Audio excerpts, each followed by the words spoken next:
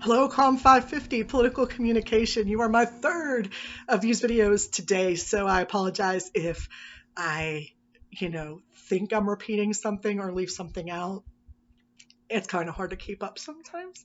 So this course was supposed to be originally in the classroom, and I apologize that we've had to move it online. There are several reasons for this. I suffer from 4 autoimmune diseases. By the way, if you're in 3 of my classes, I apologize because you're hearing the same thing over and over again.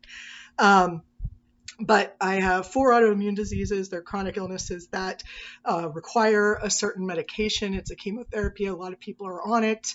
Unfortunately, I really was looking forward to getting back this fall. And in February, it looked really good. In July, it looked exceptionally good. But about 3 weeks ago, some studies came out, not just with the new variants of Alpha and Delta, but also the drug that I take, because so many people are on it. They were studying its effects on the vaccine.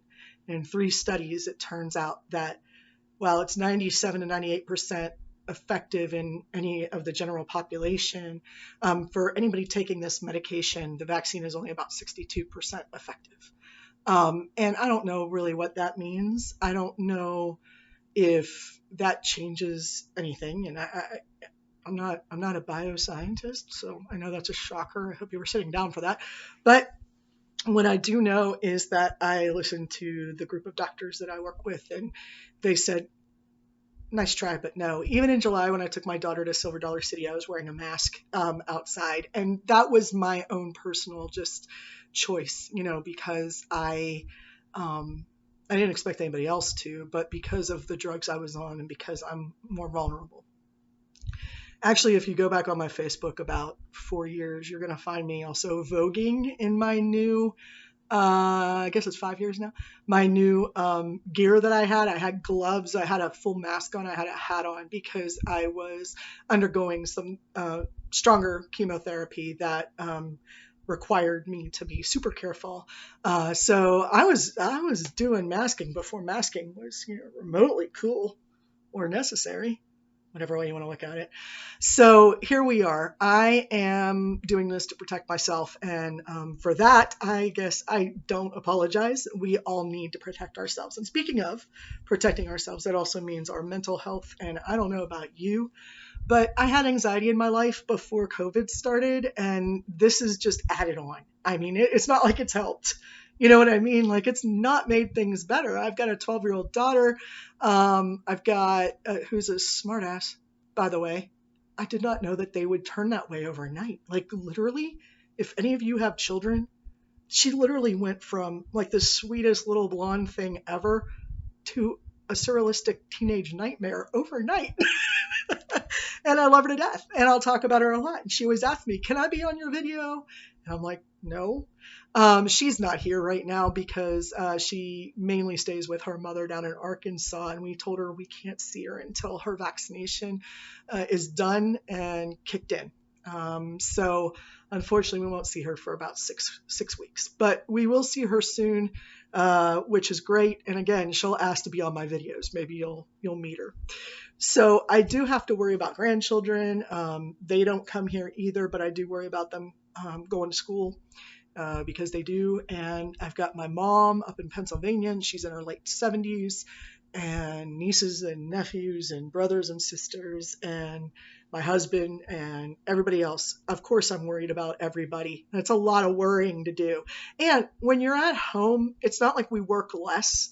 We may actually work more, just at stranger hours, but we definitely worry more.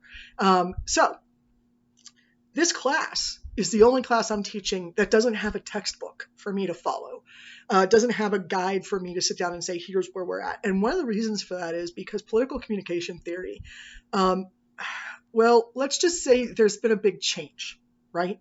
In 2016 to 2017, all of the political theory and models in the world could not have predicted what was going to happen in the 2016 election or with Congress and the Supreme Court after 2017 when President Trump started picking his Supreme Court justices and appointing his AGs, and the rough time that he had, he was given, I should say, with press secretaries in his office. I mean, there was just a lot going on that changed the way we do things.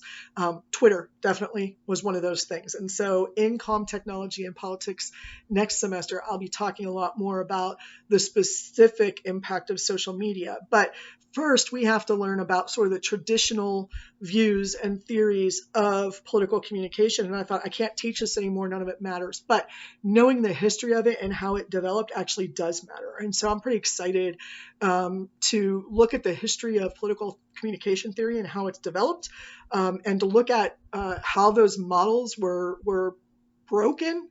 First, they became extremely predictive with Nate Silver and others, and then even his just started falling apart. How did that happen? What did that do to us? What was the impact of January 6th on the political side of our government in the sense of our policy? What policies changed? What context changed? What does this mean for midterm voting? And we don't have to worry about a lot of this until next year. So this year, we get to sort of take a breath and look back on what's happened. But what we're going to find out is that COVID also has a major impact on the way we practice politics, in what we politicize, how we politicize it, and health policy, who we listen to. Is it the president that we want to listen to when we're talking about COVID, or the head of the CDC, or the head of the WHO, or the NIH? I mean, who do we listen to, and how do we determine that is a question that right now political scientists have to work with, because it greatly impacts our public policy, and it certainly impacts our ability to have a civil civic discourse. I got it. Took me a minute. A civil civic discourse with our country, and even globally, really. So some of the things that we're going to address, besides just political theory, its history, its development, how it's changed, what models have worked, what models are broken. We'll also talk about the ethics in that. We'll talk about political advertising, we'll talk about campaigns, and we'll also talk about what civility means in political discourse. Is there a way to be civil when you're having a political discourse? The answer to that is yes, by the way, but it's been really hard, hasn't it? So we're going to talk more about that and whether or not that's a possibility, whether it's necessary, what is necessary to participate in politics today. Those are the kinds of things that we want to explore during the course of the next several weeks. So you will be having, Blackboard will show a post for some articles that I'm going to have you read here, and I'll do that every week to put up new readings for you, and we'll go from there. The subject matters are listed by week in the syllabus, and any projects that we're doing are also listed there, and we can have greater descriptions of those as we go.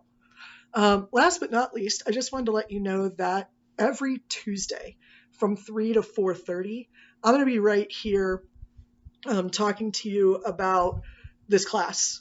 So some people call them open office hours, but they're not open to anybody else but you all. I will post a link on Monday of the week that we're going to have these discussions on Tuesday of that week.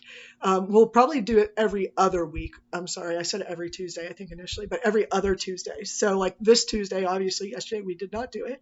So next Tuesday, I will be here online from 3 to 4:30. Now there may be a little sign that says, I'm busy, or I'm away from the computer is actually what that should say. I'm away from the computer, just make a noise and I'll come over, just call out for me or something.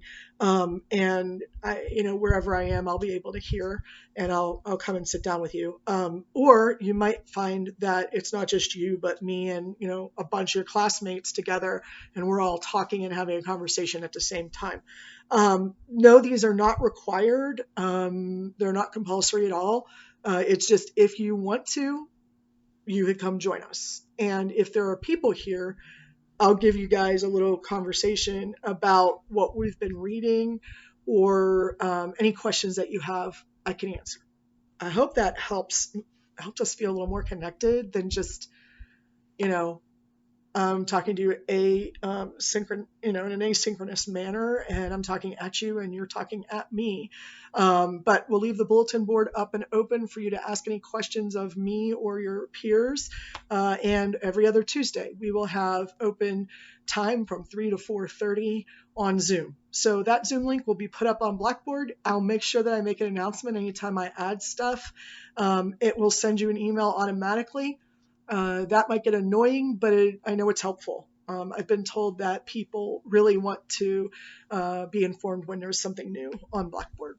So otherwise, you might just want to check it every 2 to 3 days for whatever you need to keep up with. And yeah, that's about it. I think we're good to go. It's going to be an interesting semester. Politics is very interesting right now, but we're going to have to involve a lot of social policy as well as just political policy. And the role of Congress is becoming desperately important. So we're going to talk about that and how that's changed our overall communication about politics. In the meantime, take care of yourselves, stay healthy, however that works for you. Keep up on your work, and let me know if you need anything. And we'll talk soon.